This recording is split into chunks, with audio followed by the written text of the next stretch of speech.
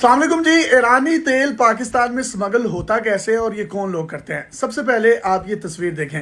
ये जो आपको नीली गाड़ियां नज़र आ रही हैं, ये वो गाड़ियां हैं जो कि तेल की स्मगलिंग में इस्तेमाल होती हैं और इनकी तादाद तकरीबन 25 से 30 हज़ार से ज़ायद है। ये एक रो की शक्ल में, कतारों की शक्ल में चलती हुई वहाँ से तेल लेकर आती हैं और उसके बाद इसको बलूचिस्तान के मुख्तलिफ इलाके जिसमें मस्तोंग, लसबेला, कल्लात, खजदार और इस तरह के इलाकों में जो है मुंतकिल किया जाता है।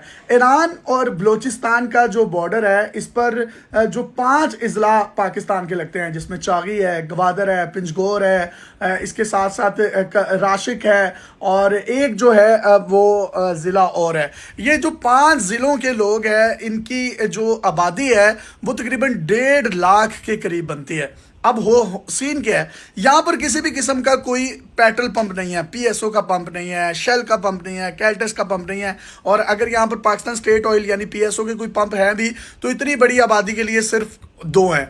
अब लोगों ने अगर फॉर एग्जांपल वहाँ से किसी दूसरी जगह पर ट्रैवल करना है या सूबे में ट्रैवल करना है तो उनके लिए वो क्या 100 किलोमीटर दूर इस पेट्रोल पंप पर आएंगे, पेट्रोल डलवाकर फिर 100 किलोमीटर पीछे जाएंगे, तब तक तो उनका वो सारा पेट्रोल ही ख़त्म हो जाएगा और उनके पास कौन सी कोई लग्जरी गाड़ियाँ होती हैं। तो वहाँ पर कोई कंपनी ही नहीं है, फिर उन लोगों के पास ज़रिया मुआश के लिए कोई चीज़ें नहीं हैं जिससे वो अपने ज़रिया मुआश चला सके।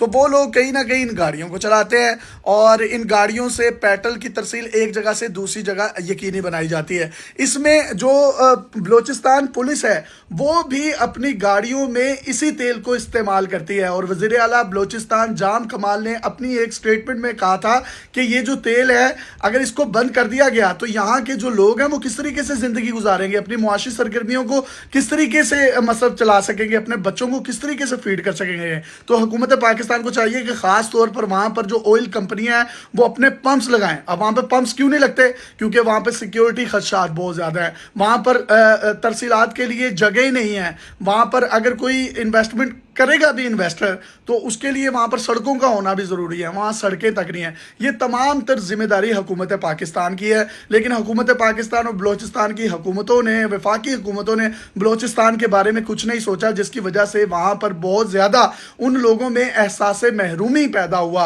रोज़गार तक के मौके नहीं है, सरकारी मुलाजमतें नहीं मिलती। मतलब जो चागी का मुकाम है और चागी से मुल्हिका जो इलाके हैं जिसमें नोकंडी है, वहाँ के लोग भी जो है उनकी मईशत का दारोमदार, उनके बच्चों की पेट की जो भूख है वो भी ख़त्म इन तेल के कारोबार के ज़राए से ही की जाती है। वो लोग ये गाड़ियाँ चलाते हैं और तेल की सप्लाई करते हैं। ये जो ईरानी पेट्रोल है इसके बाद इसको बलूचिस्तान के सरहदी इलाकों पर जो मुख्तलिफ किस्म के तकरीबन सैकड़ों पंप्स हैं वहाँ पर फ़रोख्त किया जाता है। वहाँ के जो 200 पंप्स थे उनको हुकूमत बलूचिस्तान ने सील भी किया था, बंद भी करवाया था, सिक्योरिटी फोर्सेस ने भी उनको बंद करवाया था। अब क्या होता है कि जब वहाँ पर तेल है ही नहीं और तेल की ट्रांसपोर्टेशन ही नहीं है तो ईरान से आने वाला तेल जो है वो बलूचिस्तान की 70 से 80% आबादी जो है उसकी मईशत का इन्हिसार उस पर होता है। तो हुकूमत को चाहिए कि सबसे पहले अगर इस तेल की स्मगलिंग को बंद करना है तो वहां पर तेल की सरगर्मियों के लिए उनको प्रॉपर रोजगार के मौके भी दिए जाएं।